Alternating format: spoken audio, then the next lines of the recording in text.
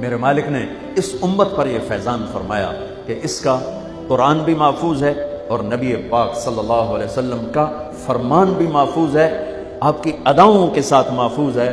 میں ایک آپ کو مثال دیتا ہوں، اگر ہمارے نبی پاک صلی اللہ تعالی علیہ وسلم کے چلنے کا انداز کیا تھا، اگر ہمیں یہ معلوم نہ ہوتا تو کیا فرق تھا؟ کوئی جنت جہنم کا مسئلہ تو نہیں ہے نا، لیکن میں قربان جاؤں ان صحابہ پر اور ان کے شاگردوں پر، ان کے اگلے شاگردوں پر، یہاں تک کہ جنہوں نے میرے نبی کی چال بھی ہم تک پہنچائی۔ میں آپ کو ترجمہ بتا دوں، یمشی تکفیا ویقارب الخطا، آپ تھوڑا کندھے جھکا کے چلتے تھے اور پاؤں چھوٹے رکھتے تھے، کھلا پاؤں نہیں، ایسے نہیں، قریب، پاؤں چھوٹا، کندھے جھکے ہوئے، گردن آگے تھوڑی، اور چال میں تیزی، اتنی تیزی تھی کہ صحابہ کو ساتھ دوڑنا پڑتا تھا۔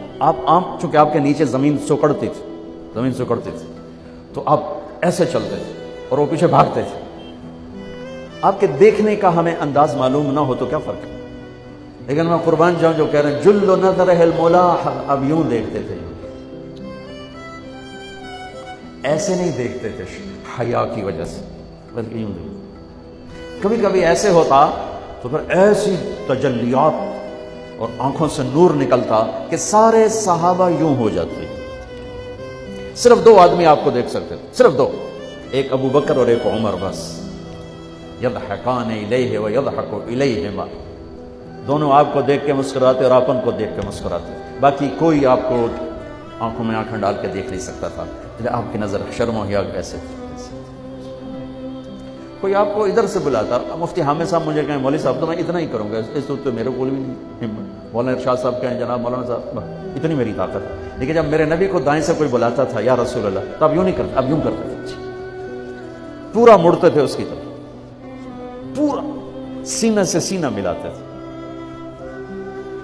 ادھر سے کسی نے کہا یا رسول اللہ تو اب یوں نہیں کرتے، اب یوں کرتے تھے پورا۔ میں قربان جاؤں، اس موبائل نے کتنی بد اخلاقی پھیلائی ہے کہ ایک آدمی بات کر رہا وہ موبائل دیکھ رہا۔ وہ خاص طور پر والدین سے کہہ رہا ہوں، اب چھوٹا بچہ آئے اور اسے تم نے توجہ نہ دی، یہ گھروں میں 99.9% بلکہ 100% ہو رہا ہے، فون پہ لگے ہوئے، چھوٹا معصوم بچہ ماں سے بات کر، وہ فون پہ لگے ہوئے، ہاں بول کیا نا، سن دی پائیاں بھوک نہیں، آپ نے ذبح کر دیا۔ عربی کا لفظ ہے توجہ فرمائیں، یہ لفظ عربی کا توجہ فرمائیں کا مطلب ہے، یہ توجہ کی تا ہٹاؤ تو نیچے سے وجہ نکلتا ہے، وجہ چہرے کو کہتے ہیں۔ توجہ فرمائیں کا مطلب ہے بوتھا شریف میرے آل کر، میری طرف چہرہ کر کے بات کر۔ میرے نبی جب کسی سے بات کرتے تھے سینہ بھی اس کو دیتے تھے، چہرہ بھی اس کو دیتے تھے۔ جب آپ غمگین ہوتے تھے کیا کرتے تھے؟ اب داڑھی پکڑ کے یوں بیٹھ جاتے تھے، یہاں ٹیک، اس کو نہیں، اور یوں پکڑ کو، تھوڑی دیر کے بعد سر پہ ہاتھ پھیرتے اور پھر یوں فرماتے۔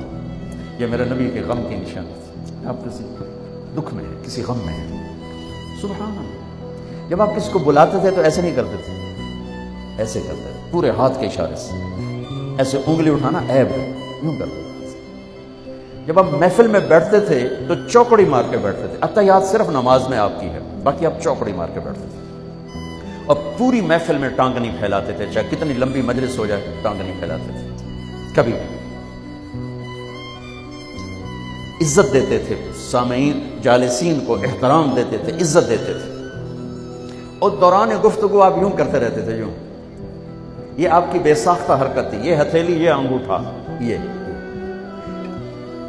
ہر آدمی میں کوئی نہ کوئی اس کی جسم کی غیر ارادی حرکت ہوتی ہے۔ جیسے میں اپنے انگوٹھے کو یوں کرتا رہتا ہوں، یہ میری بچپن کی عادت ہے، مجھے پتہ بھی نہیں ہوتا میں انگوٹھا ایسے کر رہا ہوتا ہوں، تو میرے نبی کی بغیر ارادے کے ہاتھوں کی حرکت تھی، آپ دوران گفتگو یوں فرمائے گا۔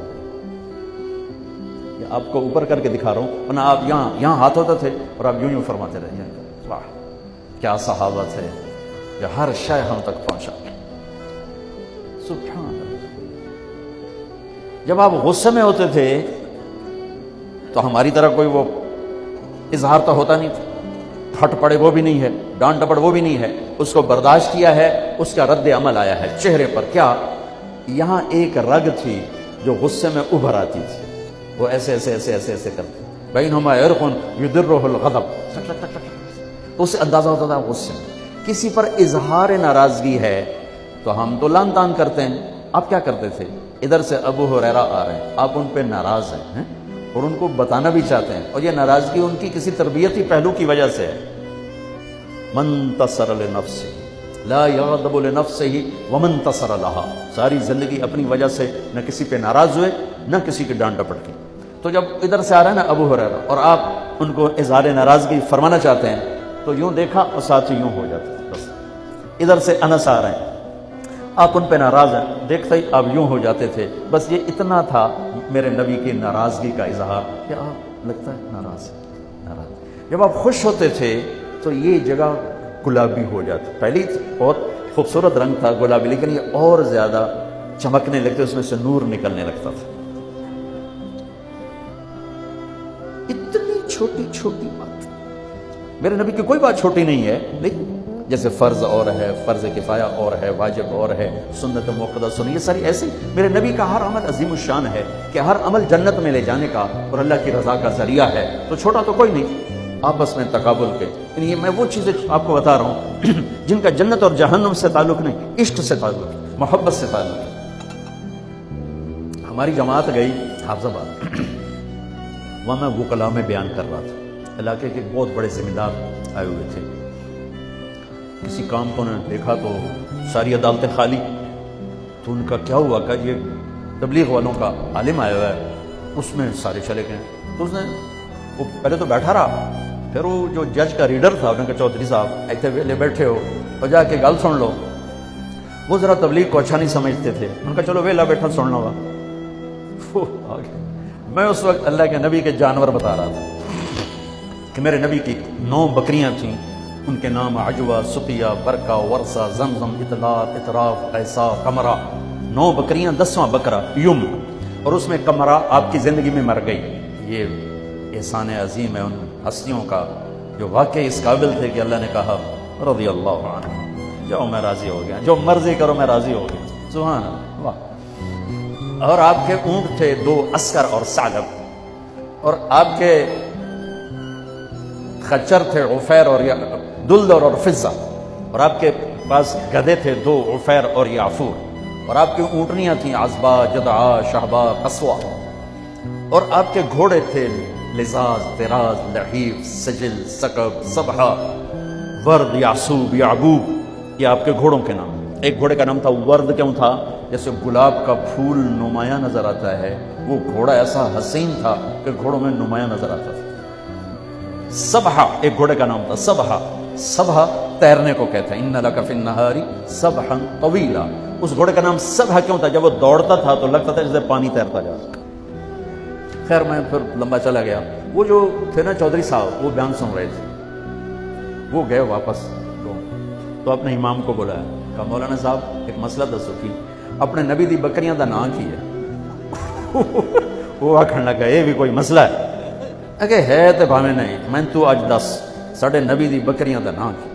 اسا کہ مسئلہ ہی کوئی نہیں تے میں دساں کی. اسا کہ تو اج تک مینوں پٹی پڑھائی ہے کہ اے نبی نو نہیں مندے تے اے نبی دے گستاخ ہیں. میں ہنے انہاں دے مولوی دی تقریر سنی ہے، او تا نبی دی بکریاں نو مندے تو انا نبی نو نہیں مندے. ہن تو جماعتاں نو روکیا میں تینوں کھلے پھر اس. پھر وہ ہماری جماعت پوری کو لے گیا اپنے گاؤں نے. 15-20 ہزار آدمی اکٹھا کیا، میرا بیان کروایا ہوا، کھانا ہوا. تو میں قربان جاؤں، آپ اسی سلسلے کی کڑی چل رہے جنہوں نے نبی کے علم کو لیا، آگے دیا، پھر آگے دیا، پھر آگے دیا.